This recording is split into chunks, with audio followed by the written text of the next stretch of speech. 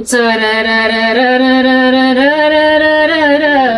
tell all the boys no, makes you feel good. Yeah, I know you're out of my league, but that won't scare me away. Oh no. I mean, are you just listening to this? You've carried on so long, you couldn't stop if you tried it. Ooh, you've built your wall so high that no one could climb it. But I'm gonna try. I mean, are you listening to this? It's just a romanticizing of trash. Let's start from the top. You tell all the boys no, makes you feel good. Yeah, yeah, I know you're out of my league, but that won't scare me away, oh no. It's like that chick being with a peasant boy as high society. You're out of my league, but that's not gonna scare me. You're a peasant, and you're hollering at me saying that I'm not gonna be scared that you belong to the queen's palace. I'm not gonna be frazzled by the fact that you're the king's daughter. What the heck, imagine. Some peasant dude, some baker in the royal bakery hollering at a princess. Some baker in the royal bakery hollering at a princess, saying, I'm not gonna be scared that you're a princess. And I'm not gonna be scared that your dad would shoot me dead if he found out that I was hollering at you. I'm not going to be scared. Because I can see you like me. I can see you're sick and tired of this uppity life that you keep on living that's so full of pretense. What you need is a peasant boy that after I flirt with you, and after I speak sweet nothings and I read you poetry, and I make you experience a rush, I'm going to put you in a lowly house that is full of cockroaches, and make you one that is struggling to make ends meet. And when I come back home from wherever it is that I've come back home, I'm all disheveled and I'm scruffy. But hey, we're in love at least. When you're pregnant, you're gonna give birth to a child in a public hospital. Though you were the queen's daughter. You're a princess, but you ran away with me. You're a princess, but you ran away with a peasant. You're a queenly lady. You were next in line to be queen, but you're gonna run away with me. Yeah, looking at you like you're all up for grabs, chilling in a palace, romanticizing a future of hardship. When you end up unequally yoked with an unbeliever, it's hardship. It's being with daughter that's gonna cheat on you. It's being with a man that is going to keep ogling at other women, making you insecure, accommodating weird lewd text messages from crazy people, watching pornography, not going with you to church, not praying with you, allowing himself to get seduced by Jezebels. Uyatagatega. So when people sow discord between you and your husband, he goes awry, but you're the only one praying. You're the only one standing in the gap. You're the only one always just steamed up in, God, please protect my marriage. Please save my marriage. Please don't let my marriage fall apart. Bandla, Lenda has never been born again, so we are tatek. We are tagatek. I live among a people about tagategayo, and if I tell you the way ndefela baling on and off like a switch kade, listen, you expect mina ukuthi ndothatha indoda that you will only promise me big things, but the moment someone sows discord between us in our marriage, hambile, there he goes, looking pitiful just because I let him go. Mara before then, love thirst, love cares, love whatever. In the beginning, I shit too busy got the tongues that don't nobody interpret. And then baby, no, I'm gonna love you. I won't let anybody hurt you or us. Soon as you're married, the way in South Africa, somebody be coming in between you and your marriage. And it actually comes in between the both. Indoda ezothagatekayo emtshadweni ayisindisangwa. And chicken a woman oloyegang komusa kolenyalong asenzalwa. Bona nna hore a ke nyakaze jwang. It's cuz I'm real. I'm the real deal. I don't barge. Nobody takes me ka korobela. Nobody vacuums me out of the room and I'm a dust particle on a carpet. I'm sturdy, I'm firm, like I said, Thor's hammer. Manje, when a person is not a real saint, busy with a profession of faith on their tongue just so they can slide into your DMs. As soon as some little lever hexy of a rubbish figure lamkatwen, I think Funukara temba break it up. I know temba he is hot metal, more hostile, more achang into a new weapon. Whereas Mawani Nilivas, we are banned Alomuntu. Ingati he is an experiment under metallurgy. I know Shem, so I'm not going to be with a man that's gonna mold and twist and turn. When there is fire, if he's gonna get softened by umlilo. If otohona ho shapey wa ho reshape wa habakakinyamullo moling along laron. A crucible for silver, the furnace for gold, the Lord tests the hearts. The heart. It's written in God's word that He's going to test imisebenzi yethu ngomlilo. But so if you are hay and stubble, fall apart. Kodwa kunabantu that are made of solid steels, solid structures. So like what I dreamt about, you stay sturdy, or I am, while everything else is around you. And we're gonna talk about all that burning that I saw in my dream, in my visions. Suicide spells. Yeah. Though he has got a profession of faith on his tongue. Oh cha, like wood. Oh cha, like hay, like stubble. As soon as some lever Hexy in the office decides, though he's a married man, he's gone, girl. When now low, so you're not gonna hold on to a man you meet. I'll go just some much. Maronale also dulanganza mo bakela di cupcake ko office. Wa tseba go onyetse. Jo, hi. Mara opison tsa kinya chef mo ara di cupcake tsa monna ha. Cause we feel nkare there's not enough men la emgaqweni. Tshwantse yena e loba Whitney Houston. Allo savor all her love for your man. Yeah. Gone, lights out. Indoda yakho iyathatheka. Ugqoka ikwayikwayi naye. Like an LGBTQIA member. Ati go. Ticketing, go. Ticketing, go. Alo shapa, alo chika, alo gana mara jarata msaliomo. Cause he's not manly enough to hold on to God. So that's why I pay kwa. Hard sisters. Not my husband that. Mara kiba twa kimon na ona nangore. Utlo gana mo life nyaka asimo liki nyaka. Utlo ngshela abuti. Pila mewaka lenta dwaka the king and the queen. Kile princess. Though you come from a whole king's palace, because I know how to romance a lady. I know how to make a girl get a rash that has only ever been uppity and prissy and go royal palace.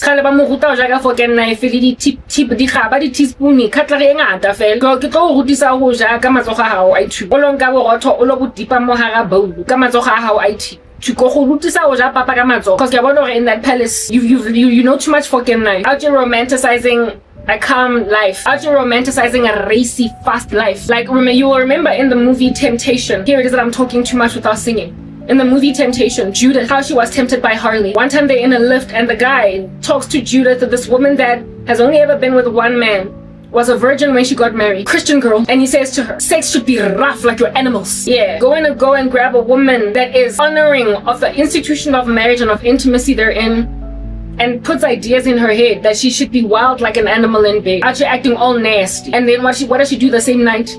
Goes to her husband, Bryce, and is like, scratch at me, and she out here like pushing him against the wall, and the guy's like, looking at his wife on some, where did you get this from? Going to her man and being like, be rough with me, scratch at me, like an animal. And her husband was like, let's just like fluff up some pillows. Harley actually said in the lift that your sex is probably really boring. Your husband probably first fluffs up the pillows and gets the bedroom nice and neat, and then you guys go there and you lay down, and then he was like, sex should be rough like your animals. And then Judith, after getting these ideas in her head, goes to her husband and starts to scratch him up, and then the guy's like, whoa, Judith, relax, I'm just gonna go now fluff up the pillows and we can do this thing the normal way. And Judith is like, ugh, and remembers what Harley said, and that's what got her eventually to have an extramarital affair with a sexual deviant. I got men like Harley all up in my grill that believe that sex should be rough and wild, and there should be gags and chains and whips. I told you about some dude that's like, you don't want to have sex, it's fine, give me head. That's the kind of nonsense that's pursuing me. I'm a daughter that have no love, no love for intimacy, no love for marriage, no love for the purity of marriage, and sex inside a marriage, the purity of it that honors God, without weird, random, trashy stuff. The guy in the US that I briefly dated at some point, he used to speak dirty to me first and foremost, and secondly, he said something once upon a time, you know how I'm so full of accents on my tongue, and I spoke in a British accent, just dropping a joke, like on some, yeah, I see it, mate, did joker. And he was like, ooh, I like it. It reminds me, we're gonna use it one day in role play. He thoroughly said that to me, and I was so turned off, I didn't even know what to say. I was like, no, I've never ever, I was a fornicator before I came to Christ, and there's no man that ever asked me to do role play. No man ever asked me to wear a maid's uniform and some heels and some fishnet stockings and then do weird trash. Like, I've never had an experimental boyfriend like that. And here is this guy claiming to be in Christ and trying to introduce sexual acts that I never even did when I was in the world. Yeah, that's the kind of guy that will tell you sex should be rough, it should be wild. I expect you to growl like an animal. and then you're gonna go and you experiment on your husband with it. Yeah, kind of person to tell you that your little persnickety uppity palace life is too neat. It's tucked in a bunch, like with a bow on it, with like a shirt inside for a Christmas present. That's all the way up tucked, like you know, buttoned all the way to the neck over there. It's a neat present, but what you need to find inside that present when you open it is a vibrator, is a dildo. What you need to find are sex toys instead of a cardigan that your grandmother bought you for Christmas. That's what these men want to introduce to Christian women. They want to introduce us to spanking, gags, role play, dirty talk, scratching, and all different kinds of animalistic activity in the bedroom. You're used to fluffing up pillows, yeah, and just basically honoring the Lord in intimacy without doing weird trash. And then this guy, experimenta with libanna. He has gay sex first and foremost, and with women too. Or he's just all over these streets, and he always insists on tools, toys in that space. I mean, sex toys. You have to go to an adult store to get them.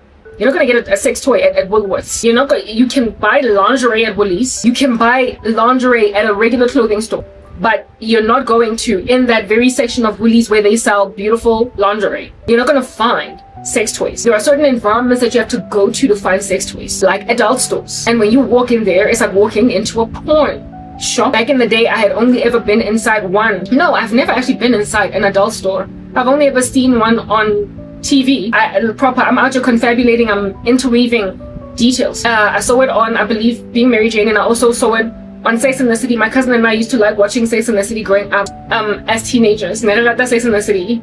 And Samantha one time went in with Carrie and everybody into a sex store, and they were out playing with the toys they're in. And the environment inside that sex store, like they were selling, of course, like, you know, dildos. They were selling, I don't even know if that word is okay to use as a Christian. They were selling vibrators. They were selling other weird little things that you don't know what's going on.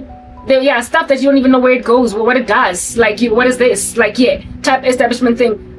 It had a lot of graphic imagery in it. Sold cars that have got Kama Sutra positions on them. And manje, if you're going to be looking at Kama Sutra positions on a card, you're looking at porn. It's like soft porn. It's like you might as well be watching a porn flick. So it's like a dirty magazine.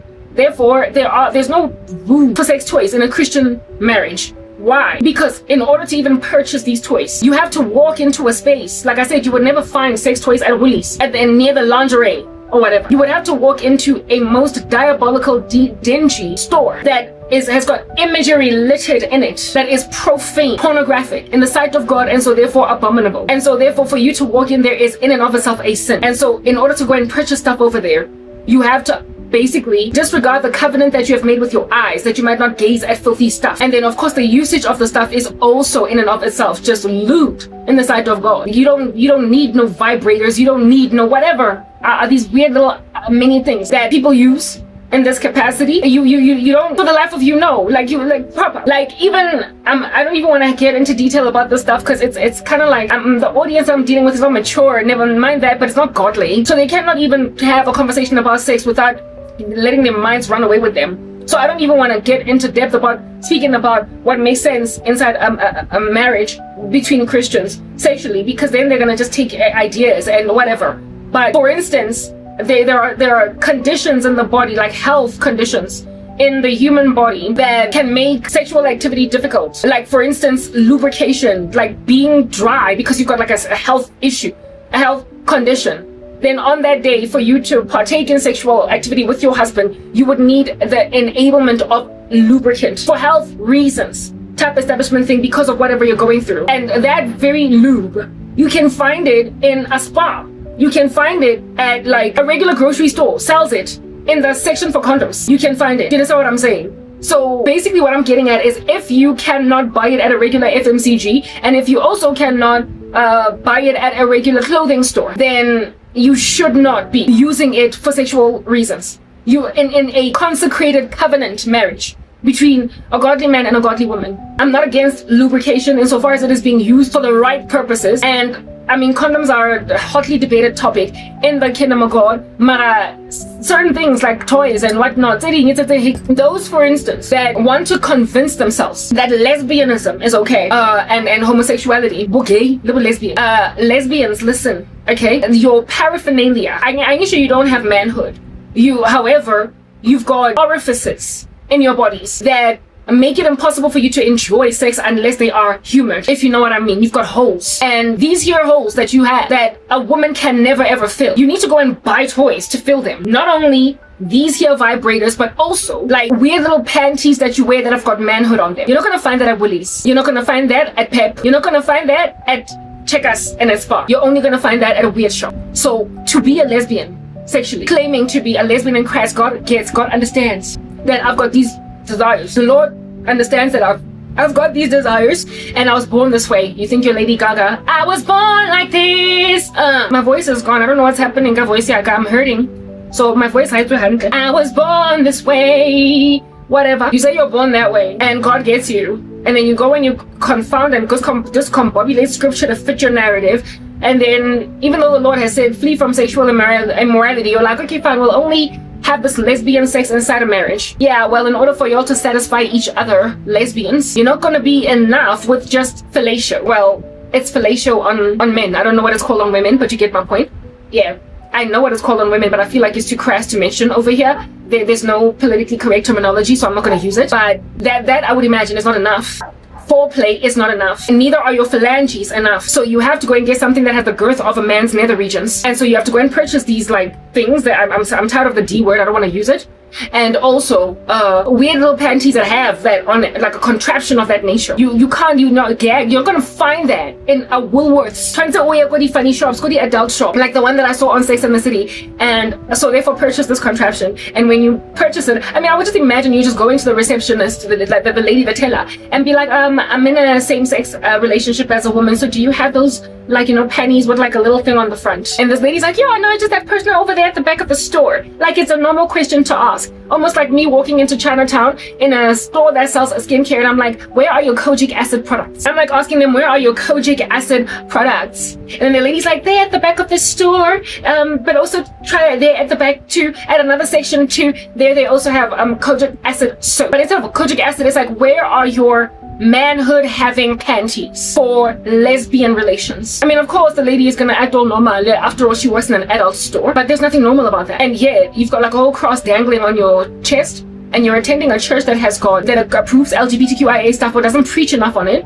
Like Grace Bible Church Archer was able to house Somizi long enough for him to complain when finally some guest preacher rocked up over there and preached against homosexuality, and the guy went to ENCA and all news networks in the country and was like, look at what they're doing to gay rights in this country. Wakala and Matola apologized. So unless the church is in and of itself proliferating LGBTQ agendas, or it doesn't rebuke it enough for gays to feel uncomfortable over there, you're sitting in that church, so your cross is dangling on your neck as you go to Bible studies and every Sunday fellowshipping over there. And with that dangling cross, you just thoroughly just allow yourself to walk into a porn shop, like a porn site, like searching it on your cell phone device. I lost my song again. Okay, I got it now. Here, okay? You be out, you're looking for all that stuff, even on your cell phone device. Man, this time around, you're actually walking into it, like walking into a porn set, and then you ask for weird contraptions that are going to accommodate, enable you, who is biologically inefficient, to please a woman, to try and make it work by adding contraptions to yourself, like men can fall pregnant too, right? All these things that you're in denial about. When I live weird shops, because I'm dating a chick, a woman at YouTube, lesbian, she likely walks into these shops. She likely go type of stuff that she must hide from the maid. Type of stuff that if I sniff around when she's all snoopy, out you'll find her daughter's manhood having panties. Type of stuff that you might hide when you got guests for the week, lest they should snoop around. If your maid, upon finding it, won't start looking at you some kind of way in your house, if your maid, upon finding it, will rather start looking at you some kind of way in your house, then it's highly likely unholy. It's highly likely unholy. It is highly likely unholy. So, Nina, that with these like perverse antics in the bedroom, whips, I mean, unless you're like just hella abusive, or unless you own a horse that you keep on bridling, don't nobody know why you be owning a whip. Unless you own slaves, don't nobody know why you be owning a whip, but you got one. And now if I were to walk into a man's house over lunch, corner of my eye into the bedroom, I wouldn't go and see a man by himself going to unless there is a chaperone, if I'm not his spouse, unless there is enough accountability around us. Because there are many things. I'm busy structures. I've been put in so much harm's way that I would never allow myself to hang out with a man alone, just the two of us. Like, listen, never. I will never do that ever again. I've done it before, and I nearly fell into sexual sin. I'll never do it again, especially considering now there are people so I would never ever allow, unless I'm just encircled by a whole bunch of people, because after all, I don't even intend to kiss until you may not kiss the bride. That's what under heaven it is that I'm planning on doing. Mara, a woman this pure, that thoroughly thinks that I'm going to be in a relationship with her, and this woman is among the types of women that I'm busy talking about right now that set women up for failure. The harlot. Yeah. And labantu laba buy weird paraphernalia at stores that are not in keeping with covenant relationships with God with your eyes. So I'm a daughter that feeling that they can teach me tricks.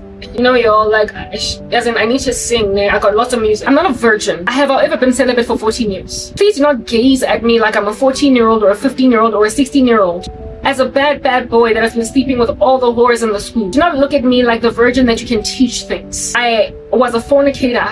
I sinned against the Lord. Therefore, I have experienced sexually. And I know what I like, what I want. Though I was not supposed to know what I like or what I want. Because I was not supposed to fornicate. So, very naively. Oh, and that's what manhood looks like for the first time. And what a good time looks like. I know what I am and who I am. I just so happen to have been celibate for much longer than I would have appreciated.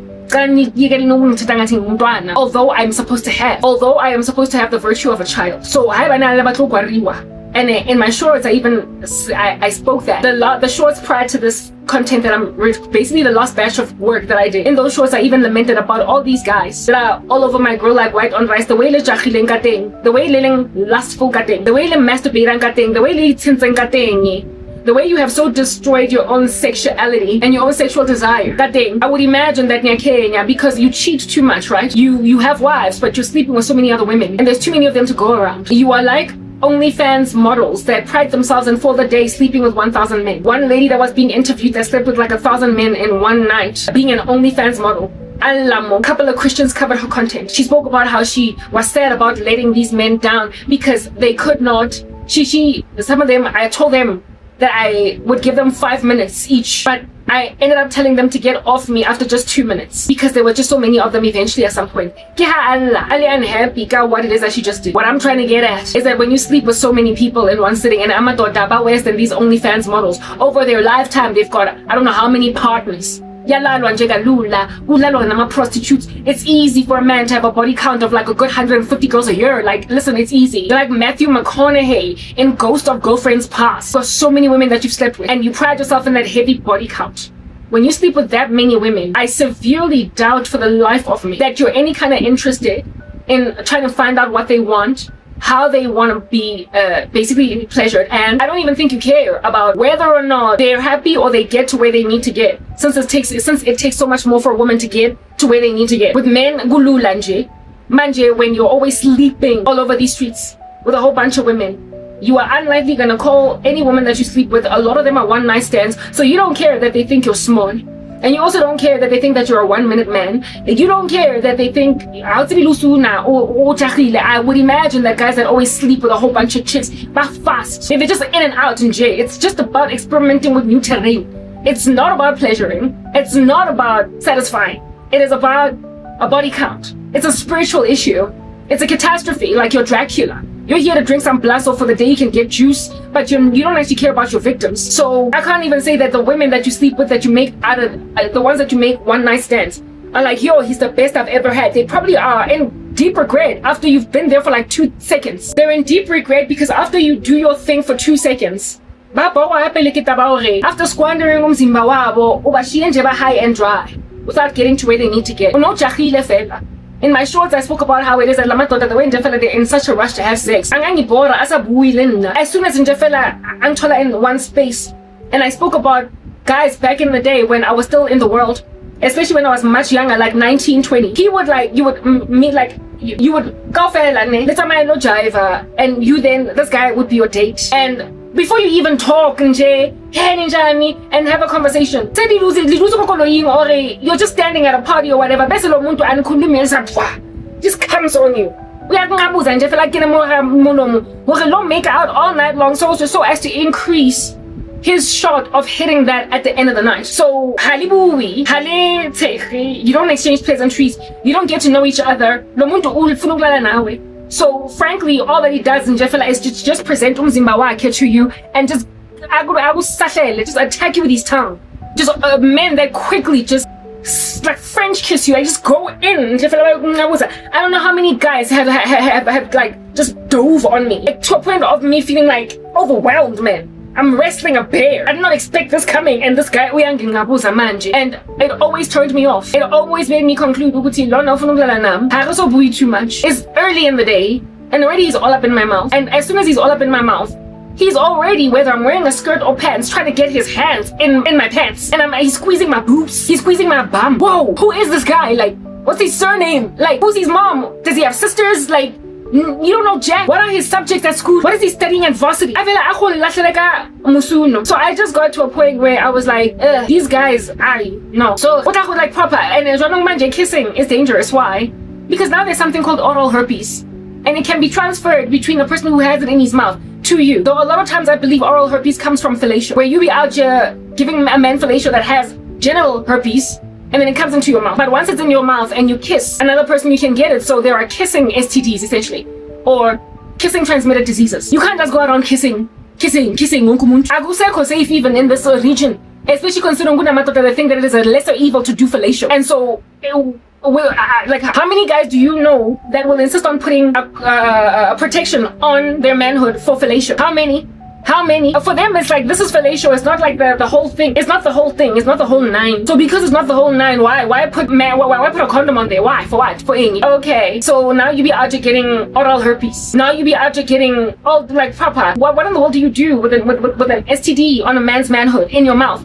If at all you can get infected, if he goes in your nether regions by that STD, and your mouth has got so many, like it's also a moist surface that is open, just like your nether region. So I guess that STD is coming this time in your mouth as opposed to in your nether regions. It's unsafe. I remember one time there was this guy that came to speak to us about sex, go high school, John, and he looked visibly uncomfortable when I asked him this question, but it was a what do you call this? It was a reasonable question to ask him. At the end of that, it was like grade 11 or matric, he came to speak to us students on sexual awareness. Because I get it, people are out here fornicating even in high school. So they brought him to our school to give us awareness sexually. And at the end of that, I went to him. At first, I asked my friends, and we were curious about this. And my friends and I had no answer. We were kids, so I went to him, and I was the brave one here that asked him the question.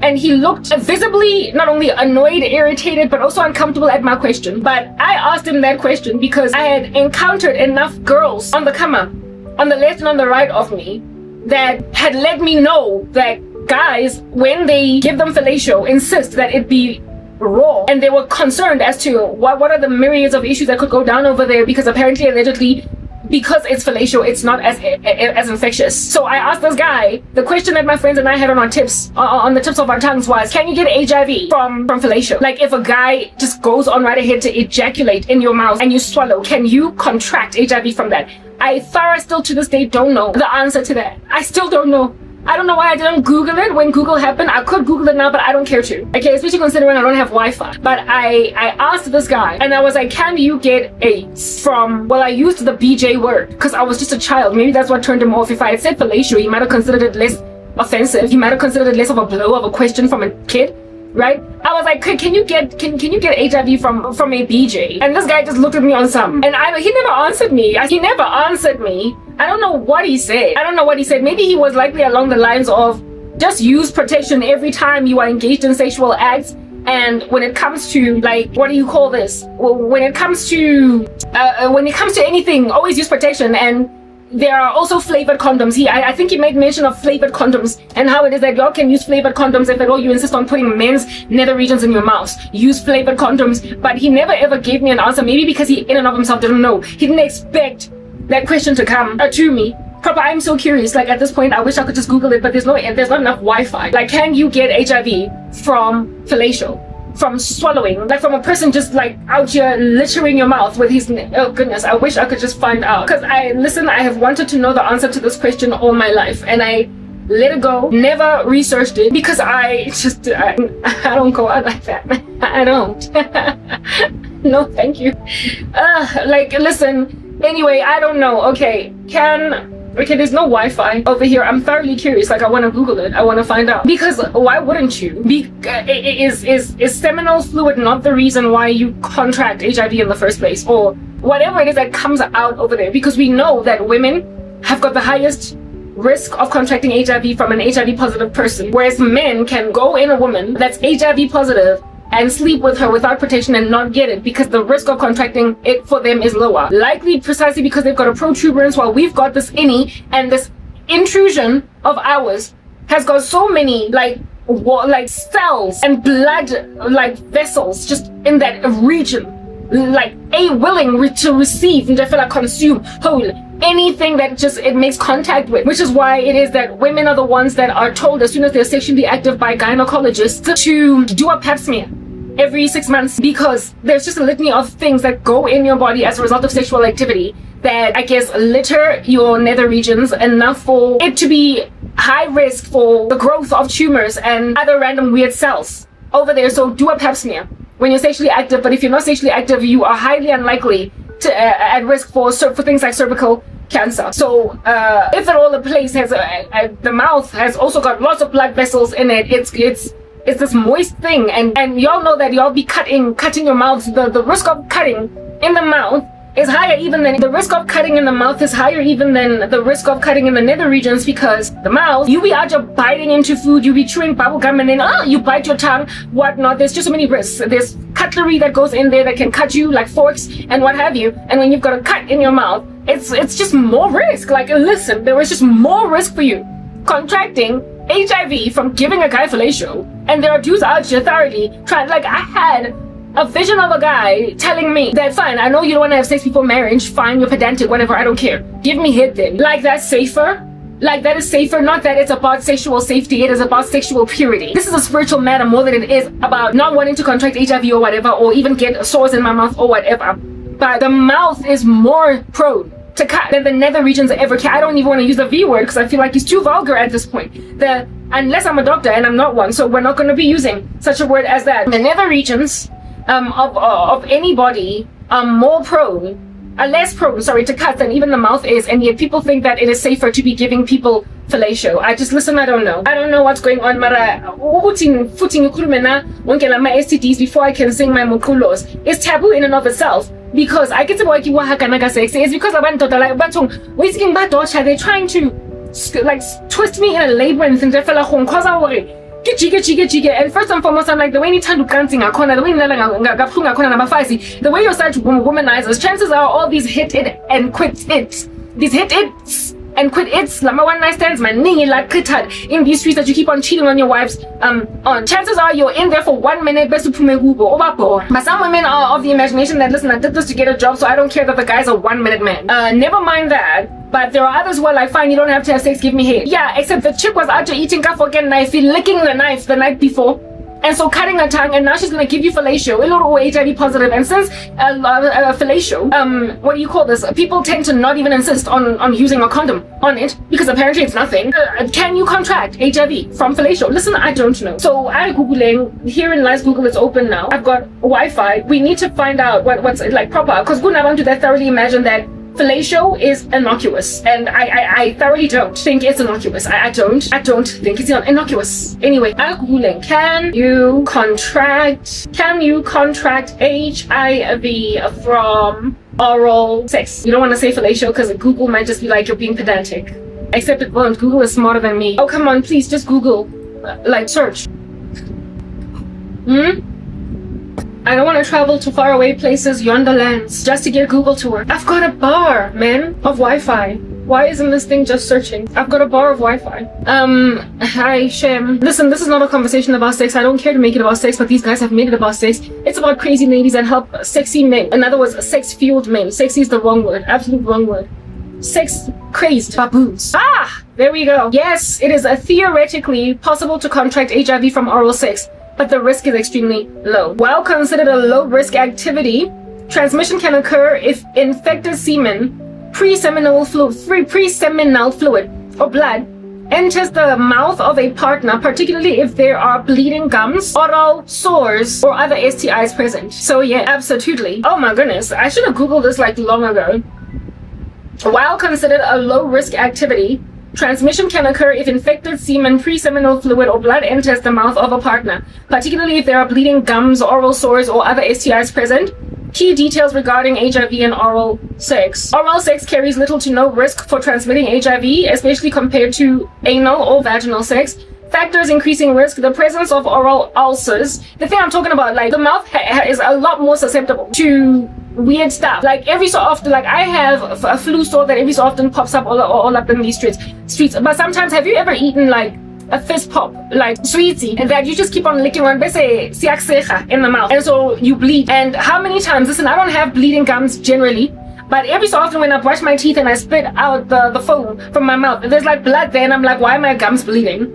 Largely I don't bleed, but sometimes I do. Maybe because I'm rough brushing or whatever. Largely I don't bleed, but sometimes I do. So seeing as you don't even know when you've got to bleed, because some bleeding of your gums or bleeding of your, I can't say teeth, I literally almost said bleeding teeth. The bleeding of your gums is not because of you having eaten an apple hampi and so whatever happened, or something that you can anticipate. Sometimes it just comes on you. Like once every maybe 2 months, that comes out of my mouth and I'm brushing my teeth has blood in it. And what did I do? I didn't see it, and there's no pain in my mouth. There's nothing going on in my mouth that I can account for why this thing happened. I don't have memory of having ever bitten my tongue. And then it's just that I don't chew it anymore as much as I used to because of money. Yes, and secondly, I'm always praying in tongues and bubblegum interrupts that. And thirdly, yeah, pretty much those two.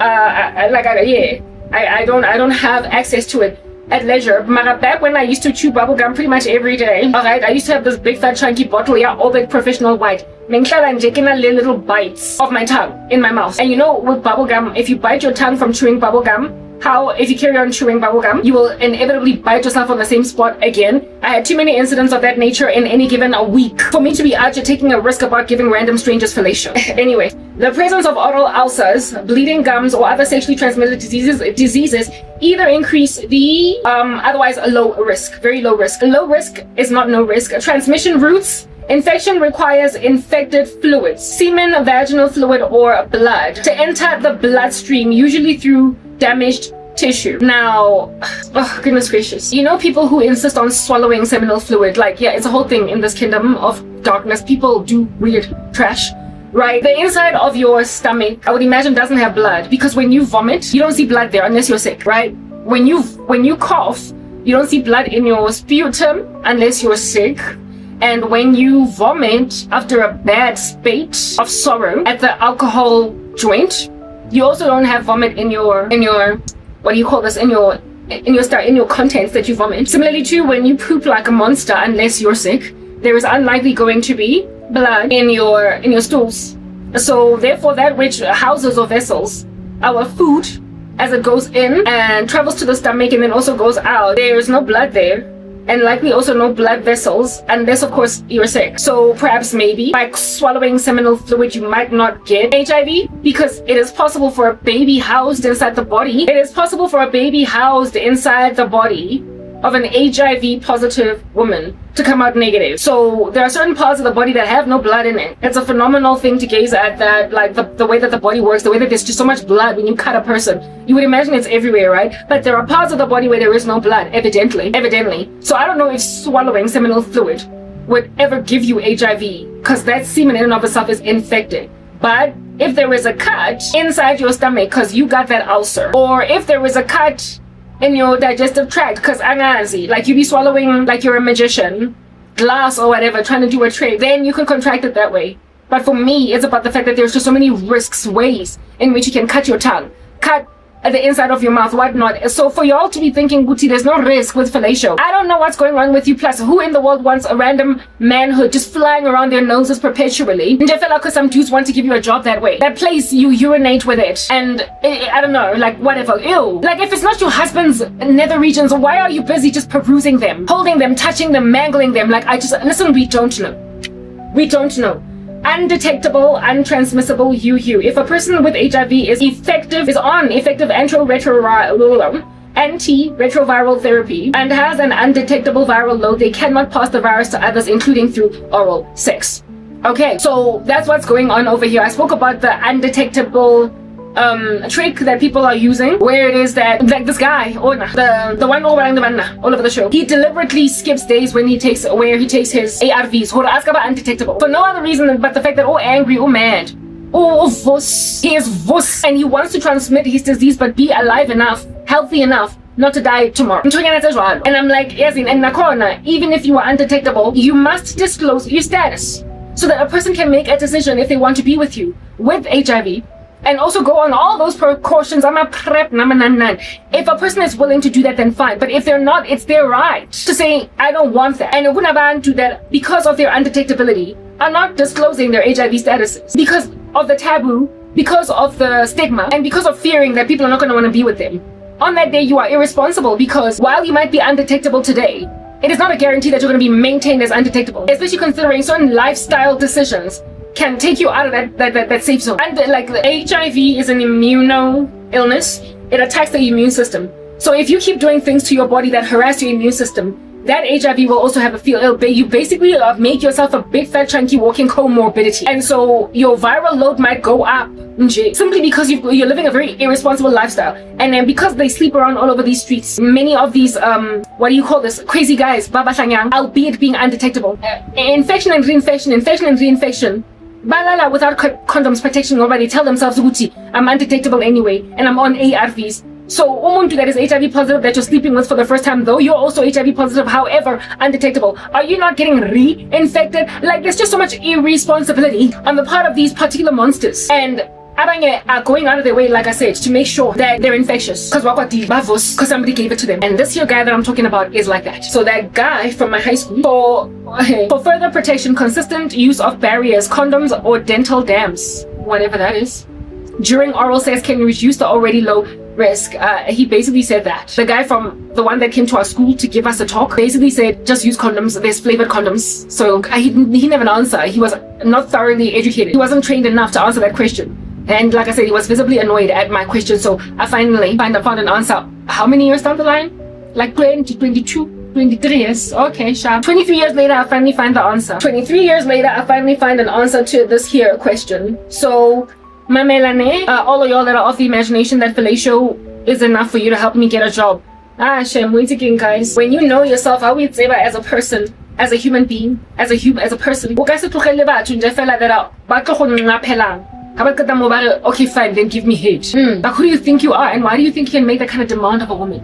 Yo, guys, yes, and by the time I get out of the situation, abantu bazokumbula that bangaphelile because I wouldn't sleep with them and then later on said, fine, give me head. Abantu are gonna remember that they imagined me way in over my head for simply sticking to my guns and knowing who I am enough to reject the kind of man that every woman in these streets should reject. Women should say no because he's a jerk, dog. He's a jerk. Women should say no because he's a jerk. Mara because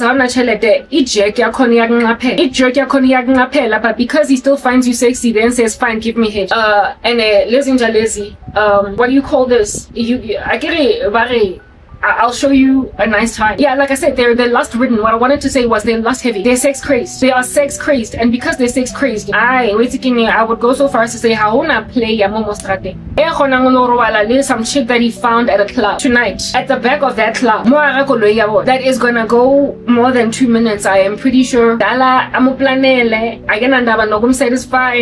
How she feels, whether she gets to the nth degree of herself. It's about hitting it and quitting it. And Uyazi, Uguti, all he wants is to just satiate his desire for the day. So the 1 minute myth is what I'm getting at. And in my shorts, I lamented against this. I was like, chances are the way even if I were to capitulate, in a minute, roll over, and then I was going to lie there on some. I waited 14 years for 2 minutes. He gave me 14 years, and I finally settled. And after settling, without even talking too much, soon as we enter into this hotel room, without talking, like what guys used to do back when I was 19, 20.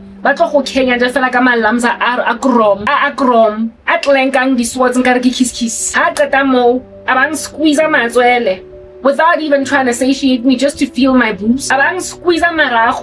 abang kapula diaparo, and without even too much foreplay, just get straight to it, and within 2 minutes, I'm done. But then wait for a second and a third. After all, I spent however much money for a night in a hotel, so the next rounds will be maybe like 3 minutes, 4, 5, but nonetheless, lo muntu lona uzaba jahele nje fela ukufika where he wants to get. It'll never be about me. It'll never be about me. And manje mina I come from my relationships as steady, as stable, where mengi medi, I was medi, where I was fornicating, where umuntu merangi mela and whatnot, where it was carefully considered what in the world I'm thinking at that particular moment. Me gune interest in finding out what I want.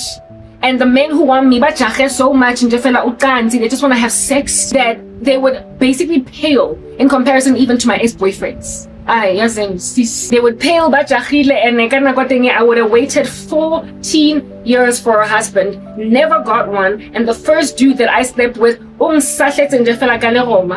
squeezed my boobs or squeezed my bum, took off my clothes, and in 3 seconds he was done. And that is how I got a YouTube channel. I'm sorry, it's not even about feeling dirty, it's about the fact that what are you doing? Yeah, it will make me feel dirty, but over and above feeling dirty, I'd be like, what are you doing? Listen, on the other side of that, listen, go a public clinic and then test positive for HIV for a minute.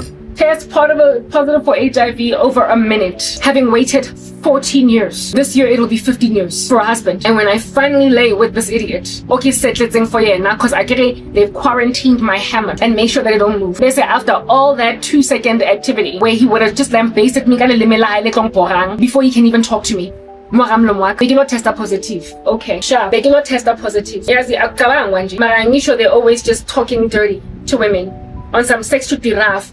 I come from a life of sexual activity. I was a fornicator. I wasn't supposed to fornicate. I therefore am a woman that knows what she wants. So the one owner, well, the one that's all up in my grill, who put my list at the millionaire, whatever guy owner 38. The way every time I came over, he's in my tongue. He's in my mouth. He has a kiss curse. I don't know oral herpes.